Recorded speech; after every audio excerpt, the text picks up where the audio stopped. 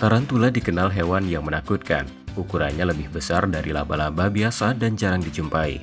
Namun untuk Zaidan, seorang pemuda di Palembang, Sumatera Selatan, tarantula malah dipelihara. Koleksinya mencapai puluhan ekor yang dilakukannya sejak 4 tahun lalu. Kini koleksinya sudah 80 ekor dari ukuran anakan hingga dewasa dari 30 spesies yang berasal dari tak hanya dari Indonesia, tapi juga mancanegara seperti Myanmar, Afrika, dan Amerika Latin. Tarantula tak butuh perawatan khusus dan relatif jarang terkena penyakit.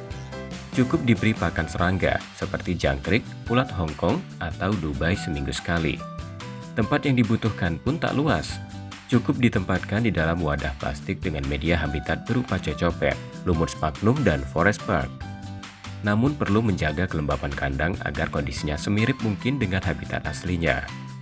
Tarantula itu salah satu peliharaan yang untuk exotic pet atau display pet itu sangat menunjang, sangat masuk.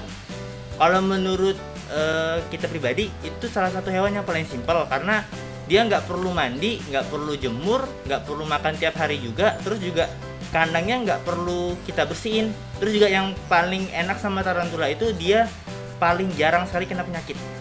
Setahun terakhir, Zaidan mulai mengembangkan budidaya tarantula. Satu ekor dijual mulai dari Rp70.000 untuk ukuran anakan dan Rp350.000 remaja betina, yang dalam sebulan mampu terjual 10 hingga 15 ekor dengan keuntungan lumayan.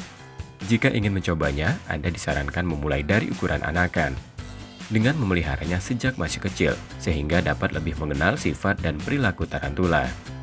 Rizky Nurmizan, Kompas TV, Palembang, Sumatera Selatan.